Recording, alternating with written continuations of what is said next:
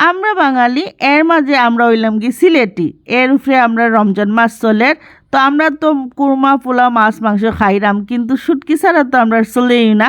আজকে কিন্তু লটিয়া মাছের শুটকি দিয়ে আমি আপনার সাথে একটা ভর্তার রেসিপি শেয়ার করবো। দেখলেই কইবা এই আমি খেনে খাইতে পারলাম না। অবশ্যই খাইতে পারবা, রেসিপিটা দেখুকা। তো ইয়াল্লা আমিও তো কই আমার সারা রাবার খুঁজিয়া পাই না খেনে। লটিয়া মাছের শুটকি কিন্তু আমার সারা রাবার নিয়ে ফিন দিলাইছে। যাই হোক জোকসে পাঠ। আসসালামু আলাইকুম, বালা আছেন সবাই? আলহামদুলিল্লাহ আমরাও বালা আছি। তো লটিয়া মাছ দিয়ে কিন্তু খুবই মজার একটা, মজার বলতে কি তা মানে এত এত অতুলনীয় স্বাদের একটা ভর্তার রেসিপি শেয়ার করে দিব আপনার সাথে। আশা করি সবার কাছে ভালো লাগবো। যাই হোক টুকরা টুকরা করলাম আমি লটিয়া শুটকিটা ভালো করে ক্লিন করছি, পরিষ্কার করে এরকম ছোটো ছোটো টুকরা করিয়া নিলাম। আর লটিয়া শুটকির যে পেটের অংশটা এটা কিন্তু আমি একটু বেশি করে ফালাইমু। আর গন্ধ হইব শুটকির, কারণ এই শুটকিটা হইল ছোটো ছোটো লটিয়া শুটকি আর কি, যেটার মাঝে গন্ধটা আছে, যার কারণে এটার ফেটটা আমি বালা করে ফালাইমু। আর ফেটটা বালা করে না ফালাইলে শুটকিটা আসলে তিতা তিতা লাগবো, যার কারণে সুন্দর করে এটা আগে কাটিয়ে টুকরা করবো। তো আমার যতটুকু প্রয়োজন আসলো আমি লটিয়া মাছের শুটকিটা টুকরা টুকরা করে খাটছি, কিন্তু এটা কিন্তু এখন আমি দইতাম না, এটা এরকমই রাখবো। আর এটার সাথে আমি আর যেটা যেটা লাগবো এটাও কিন্তু আমি রেডি করে লাইছি। এখানে আমি রসুনটারে খাটি লইছি, আর শুকনা মরিচ নিছি, আর পেঁয়াজ কুচি নিছি, এগুলো আবার দোয়া, ঠিক আছে। তো কিরকম প্রসেসিং করবো এখন চলুন দেখি। তো এখন আমি কিন্তু এলাকার একদম খালস আমরা গেছি কি এরকম একটা তাওয়া নিমু। আর সবার ঘরেও কিন্তু এরকম একটা তাওয়া থাকে, কারণ মাঝে মধ্যে আমরা কিন্তু মরিচ টরিচ একটু টালা লাগে।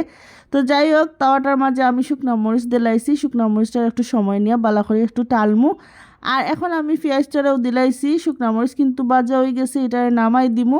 নামানোর পরে এখানে আমি রসুনও দিলাইমু পেঁয়াজের সাথে, আর একটু সামান্য পরিমাণ লবণ দিমু, যাতে রসুন আর পেঁয়াজটা একটু বালা করে নরম হয়।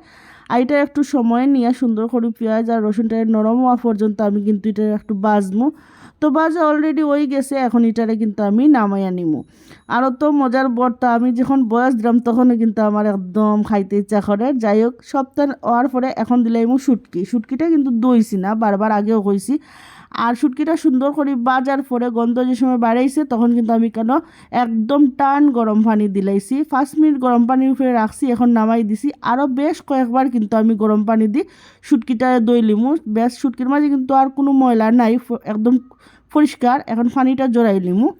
তো সব কিছু বাজার টাজার শেষ, আর এখন সব কিছু কিন্তু আমি একটা ব্লেন্ডারও নিমু গিয়া, শুটকিটাও নিলাম গিয়া, শুটকিটাও কিন্তু সুন্দর করে দইতে হইব।